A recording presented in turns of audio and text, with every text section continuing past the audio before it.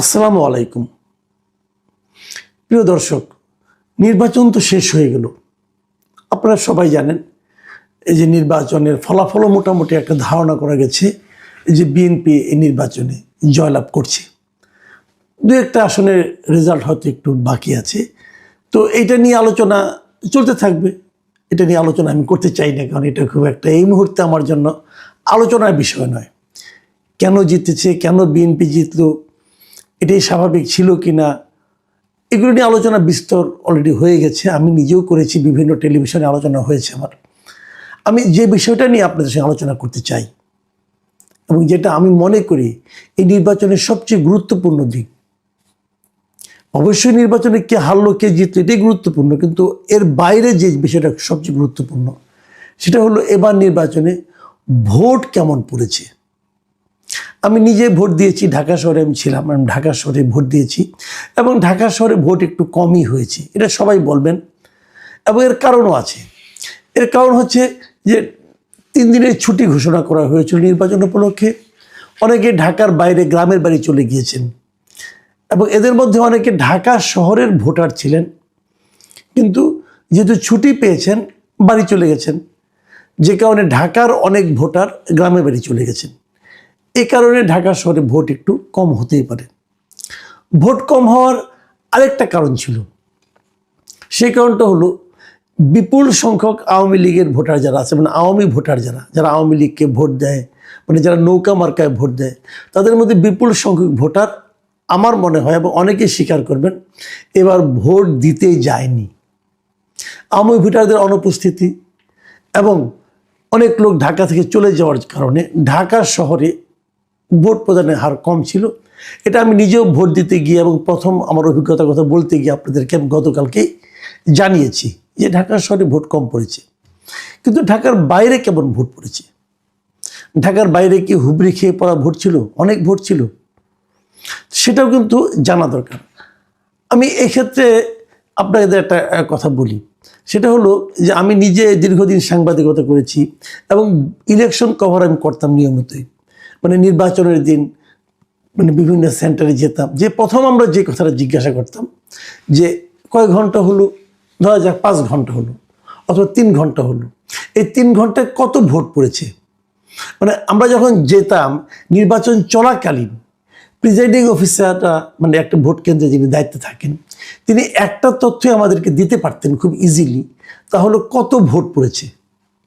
এটা দেওয়ার নিয়মটা হলো কি, ব্যালট পেপারতে দেওয়া হয় বইগুলি, যে ওই একটা পুরোটা বইয়ের তো একটা সংখ্যা সবাই জানে, একটা বইয়ে 100 পেজ থাকে।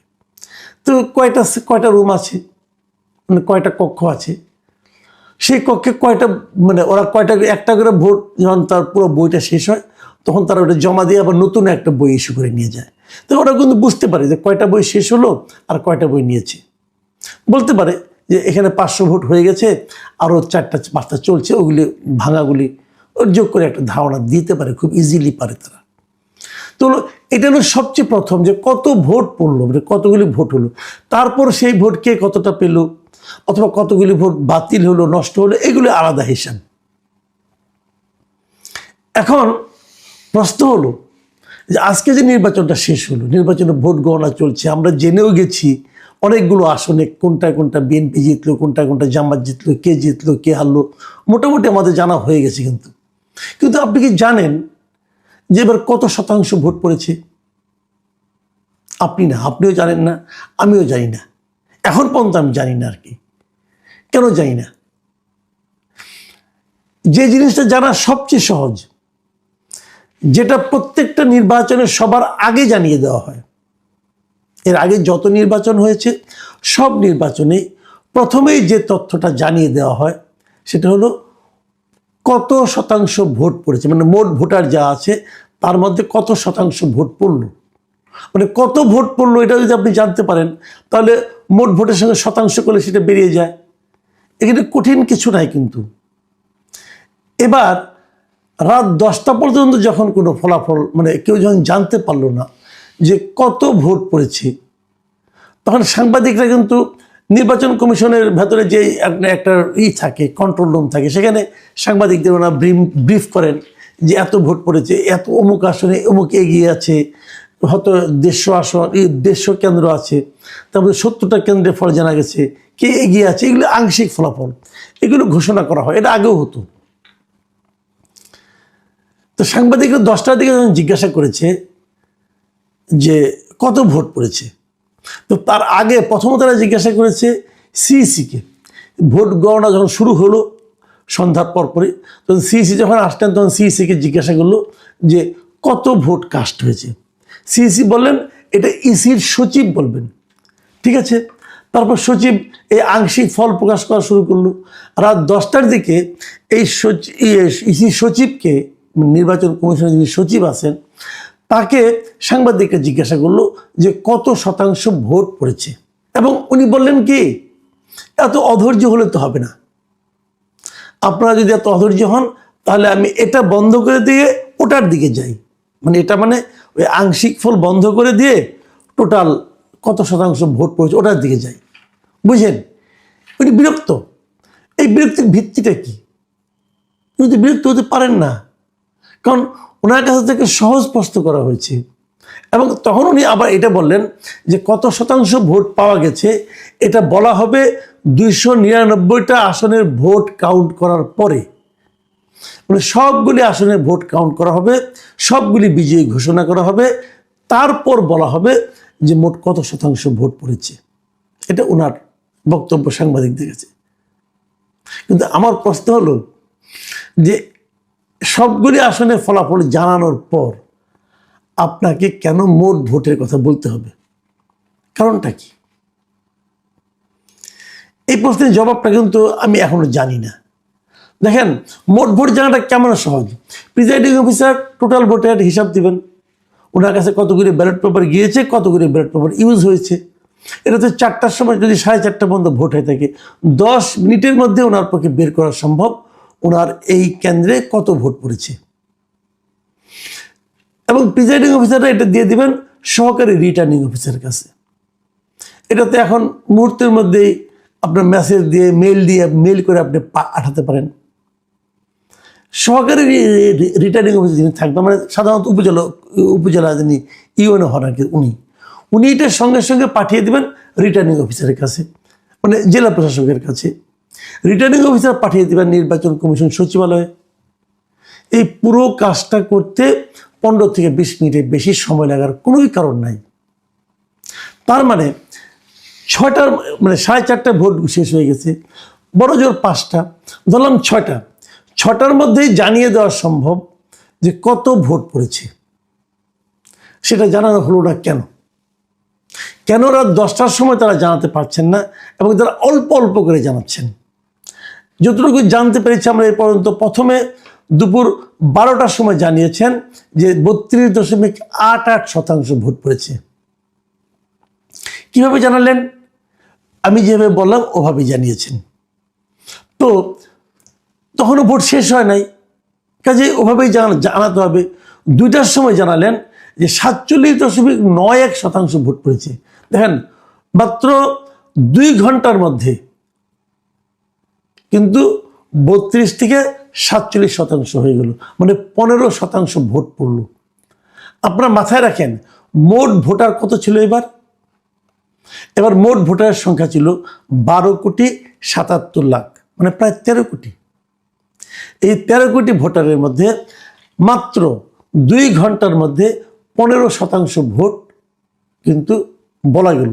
15% মানে প্রায় 1.5 কোটি ভোট, 1.5 কোটিরও বেশি, প্রায় 1,70,00,000 ভোট কিন্তু তারা মাত্র 2 ঘন্টার মধ্যে বেড়ে গেল। কিন্তু যাক, এগুলি নানা রকম সন্দেহের কথা বলার জন্য আমি বললাম। কিন্তু সেটা যেটাই হোক, সংখ্যা যাই পারুক, আমার কোনো আপত্তি নেই। কিন্তু আপনি কেন 6টার মধ্যে পুরো ভোট কত পড়েছে সেটা বলতে পারছেন না? এখন যখন আপনি না বলছেন, এবং এটা একদম মানে এ ধরনের উদাহরণ আগে কখনো হয়নি, এবারই প্রথম তারা ভোটের মানে কত ভোট পড়েছে, মানে কাস্টিং ভোটের পার্সেন্টেজটা তারা জানাচ্ছেন না কেন? এবার আরেকটা কাজ কিন্তু প্রথম হয়েছে, সেটা হলো গণভোটটা এবার প্রথম হয়েছে। এভাবে একই সঙ্গে 2টো ভোট এই প্রথম হয়েছে। সমস্যাটা হলো ওই জায়গাটাতে যে আপনি গণভোটে কত ভোট দেখাবেন, সেটা কি কারণ? কারণ আপনি যদি দেখান যে ভোট কাস্ট হয়েছে, যাই হোক ধরা গেল 50% অথবা 50% মানে 6 কোটি ভোট কাস্ট হয়েছে, তাহলে আপনি গণভোটেও 6 কোটি ভোট হয়েছে, কারণ একজনকে তো 2টো করে ব্যালট পেপার দিয়েছেন আপনি। তো গণভোটে কত পার্সেন্ট আপনি দেখাবেন, এটা নিয়ে কি আপনারা গবেষণা করছেন? আপনারা কি প্রমাণ করতে চাচ্ছেন যে গণভোট মানে পুরো দেশের কত লোকে ভোট দিল? যদি অর্ধেকের কম লোক ভোট দেয় তাহলে তো লোকে বলবে যে গণভোট মানে কি পুরো দেশের জনগণের মতামত।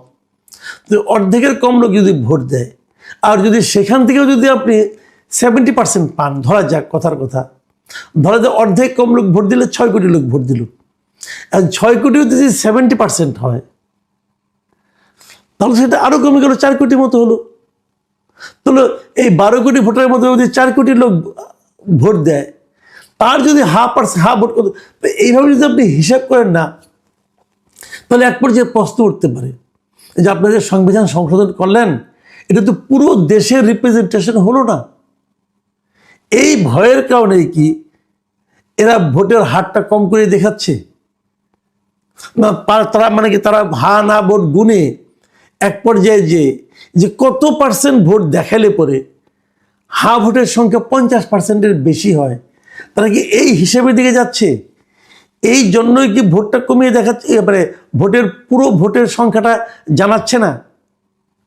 এই ধরনের প্রশ্ন কিন্তু আসতো না, আসছে ওই কারণেই যে বিলম্ব, অপ্রয়োজনীয় অযৌক্তিক যে বিলম্ব, তার কারণে।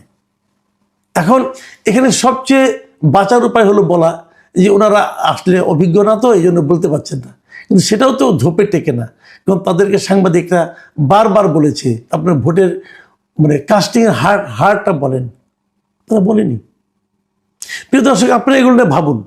আমি একটা সম্ভাবনার কথা বললাম, এই সম্ভাবনা যদি থাকে, এমনিতে হা না ভোট নিয়ে নানা ধরনের বিতর্ক, লোকে বুঝতেও পারছে না কেন হা কেন না, তার মধ্যে যদি এই কত পার্সেন্ট ভোট পড়লো এটা নিয়ে বিতর্ক হয়, তাহলে এই রেফারেন্ডামের মানে এই গণভোটের ভবিষ্যৎ আলটিমেটলি কী দাঁড়াবে এটা একমাত্র আল্লাহই জানেন।